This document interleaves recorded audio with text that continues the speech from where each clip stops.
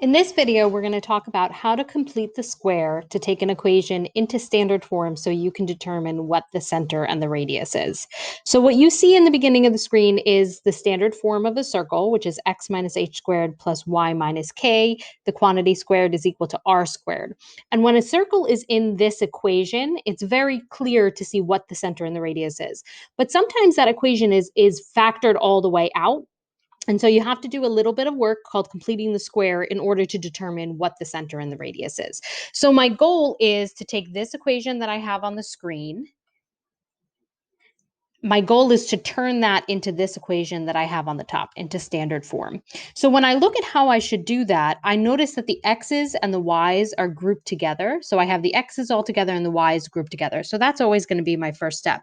So the first thing that I'm going to do is take my x's and write those together like this: x squared plus 8x, and then group together my y's.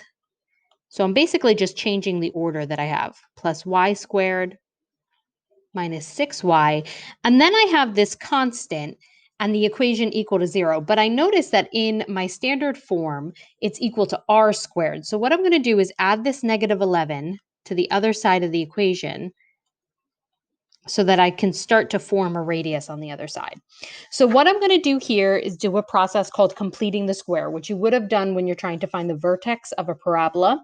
And in order to complete the square, you take the b value of a quadratic. So I see here that I have x squared plus 8x. This is going to be my value that I'm going to use in order to complete the square for the x's. And my b value for the y's, which is negative 6. I'm going to use those two values in order to complete the square. So here's what I'm going to do.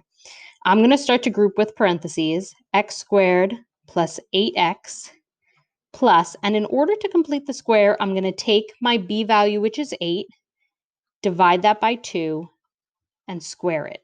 And what that's going to do is allow me to factor this nicely. But you have to remember, when you do this, whatever you add into one side of the equation, you have to add into the other. So plus y squared minus 6y, I'm going to do the same thing here. Plus, I'm going to take my b value, which is negative 6, divide it by 2, and square it. And then those two numbers that I added in, just like I added them in over here, I'm going to add them into the other side. So plus 8 over 2 squared, and we'll simplify this all in a second, plus negative 6 over 2 squared. So let me take a second to clean everything up.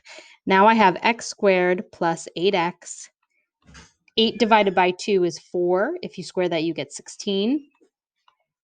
Plus y squared minus 6y plus negative 6 divided by 2 is negative 3, but I'm squaring that, so that's going to turn my value positive to a 9. And I'll just simplify those same numbers on the other side. Okay, so continuing to just clean this up a little bit, combine any like terms that I can. I get x squared plus 8x plus 16 plus y squared minus 6y plus 9 is equal to 11 plus 16 plus 9 is equal to 36. Okay, so now this is starting to look like the standard form that I have highlighted on the top of the page. The last thing that you're going to do is you're going to factor out your two trinomials. You're first going to factor out your x squared plus 8x plus 16, and then do the same thing with the one with your y terms. Since this is meant to work this way, there's a really quick trick in order to factor it out. This is, you're really thinking about what multiplies to 16 and adds to 8. So that's going to be 4 and 4. So the true factorization of this, I'm just going to add this kind of as an aside, is x plus 4, x plus 4. But I'll give you a really quick way of getting this correct every time if you are completing the square. It's always going to factor out to be the square root of the first term. The square root of x squared is x. You're going to keep the sign of the middle, so keep the plus. And then the square root of the last term, the square root of 16, is 4. So this factors into x plus 4 squared. And the same thing over here. The square root of the first term, y squared, is y. You keep the sign, which is a minus. And then the square root of 9 is 3. And that squared factors into y squared minus 6y plus 9. Or, of course, you can do this the old-fashioned way, which is to say what multiplies to the last number and adds to the middle. So what multiplies to 9 and adds to negative 6 is negative 3 and negative 3. And if they're the same, you can write it as a perfect square. And then it's equal to 36. And the only reason why you would want to write this as anything different, so I'm going to write this as 6 squared, is so that I can look and see what the radius is.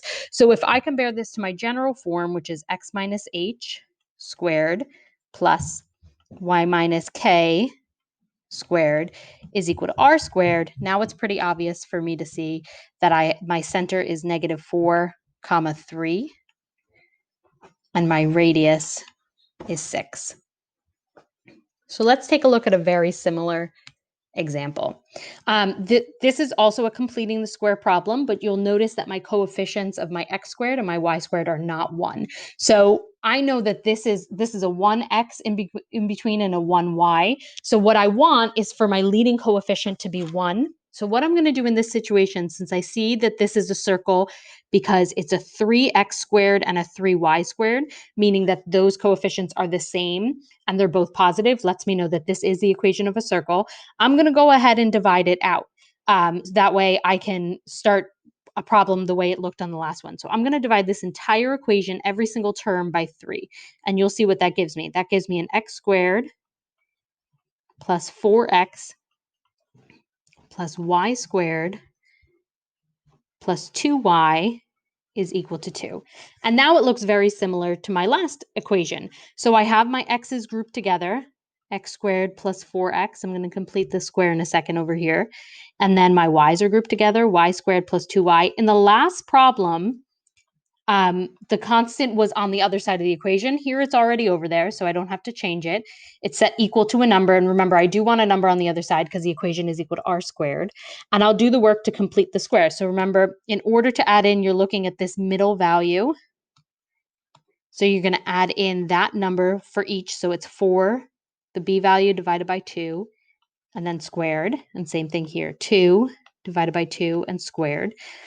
And what this does, and again, whatever you do to one side of the equation, you have to do to the other. What this does is add something. This is a little mathematician's trick that we often use. If we need to change the form of an equation that we're looking at, we kind of force it to do what we want it to do. So I want this to be factorable, and I want it to factor into a perfect square. And this formula, this b divided by 2 squared, makes it so that it factors easily each time. So I'm just going to take a little bit of time to simplify. I have x squared plus 4x plus 4 plus y squared plus 2y. 2 divided by 2 squared is 1. And then add those same numbers to the other side. Plus 4 and plus 1. So this side is equal to 2 plus 4 plus 1 is 7. And that always throws kids off a little bit. You have to remember that the radius doesn't have to be a perfect square. You just need to remember that whatever the equation is equal to, that's the square of your radius. So we'll talk about that in 1 second. So now when I go to factor this, again, you can factor this the way you always factor a trinomial, try and figure out what multiplies to 4 and adds to 4, or you can use that trick. It's always going to be the square root of the first number, keep the sign, so a plus, and the square root of the last number, and that whole quantity squared. These particular, not every problem, but these particular problems always factor this way. Because again, that's the purpose of what you're trying to do. You're trying to make it be a perfect square. And now when it's equal to the radius, it's fine to leave it as equal to 7, but what you want to remember is that 7 is equal to r squared. So if you're truly looking for the r value, you do have to take the square root of each side. So r is really equal to square root of 7. So the only reason why you would write it like this is if you were trying to determine the center and the radius. So the center for this problem would be -2, -1, because you have to take the opposite of what you see. And the radius would be equal to the square root of 7. Okay, I hope that's